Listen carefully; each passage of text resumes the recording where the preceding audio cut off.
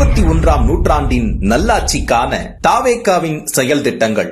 Tamil Nadu citizen privilege card ஒவ்வொருவருக்கும் அரசு நலத்திட்டங்கள் லஞ்சமில்லாமல் போய் சேர தமிழ்நாடு சிட்டிசன் பிரிவிலேஜ் கார்டு ஒவ்வொரு குடும்பத்திற்கும் வழங்கப்படும். பிறப்பிலிருந்தே அனைத்து நலத்திட்டங்களும் விண்ணப்பிக்காமலேயே ஏஏ தொழில்நுட்ப உதவியுடன் நேரடியாக வீட்டு வாசலுக்கே வந்து சேரும். தமிழ்நாடு சேவை உரிமை சட்டம் ரைட் டு சர்வீஸ் ஆக்ட் நமது அரசு அமைந்த 6 மாதங்களுக்குள் தமிழ்நாடு சேவை உரிமை சட்டம் நிறைவேற்றப்பட்டு வெற்றி தமிழ்நாடு சூப்பர் ஆப் உருவாக்கப்படும். ஓட்டுநர் உரிமம், குடும்ப அட்டை, புகார் தாக்கல் என அனைத்தும் மொபைலிலேயே கிடைக்கும். சேவையில் தாமதம் ஏற்பட்டால் சம்பந்தப்பட்ட அதிகாரி மீது நடவடிக்கை எடுக்கப்படும்.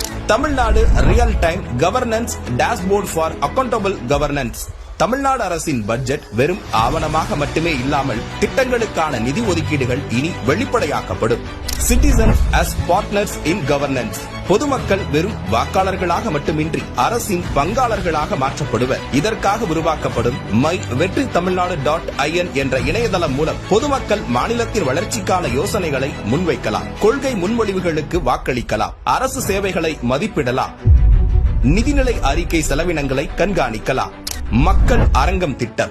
மக்கள் அரங்கம் என்ற திட்டத்தின் மூலம் டிஜிட்டல் தளம் வாயிலாக மக்கள் நேரடியாக சட்டமன்றத்தில் மனுக்களை சமர்ப்பிக்கலாம். 10,000 கையொப்பம் பெற்ற மனுக்களுக்கு அரசாங்கம் பதிலளிப்பதும், அதே மாதிரி 5 லட்சம் கையொப்பம் பெற்ற மனுக்கள் மீது சட்டமன்றத்தில் விவாதம் நடத்துவதும் கட்டாயமாக்கப்படும். சட்டமன்ற கூட்டத்தொடரில் ஒரு முழு நாள் பொதுமக்கள் மனுக்களுக்கு என்றே தனி நேரமாக ஒதுக்கப்படும். செயற்கை நுண்ணறிவு தலைநகர். செயற்கை நுண்ணறிவு அமைச்சகம் தமிழ்நாட்டின் முதல் செயற்கை நுண்ணறிவு பல்கலைக்கழகத்தை ஏற்படுத்தி உலகளாவிய தொழில்நுட்ப நிறுவனங்களை ஈர்க்கும் வகையில் செயற்கை நுண்ணறிவுக்கான உலகளாவிய மையமான AICT உருவாக்கப்படும். இந்தியாவின் முதல் செயற்கை நுண்ணறிவு அமைச்சகம் உருவாக்கப்பட்டு மதுரை, கோயம்புத்தூர், சேலம் மற்றும் திருச்சியில் 1000 டீப் டெக் புத்தொழில் நிறுவனங்களுக்கு ஆதரவாக செயற்கை நுண்ணறிவு புத்தாக்க மையங்கள் உருவாக்கப்படும். தமிழ்நாட்டை நிதி ரீதியாக இறையாண்மை, தன்னிறைவு மற்றும் செழிப்புள்ள நாடாக மாற்றுதல்.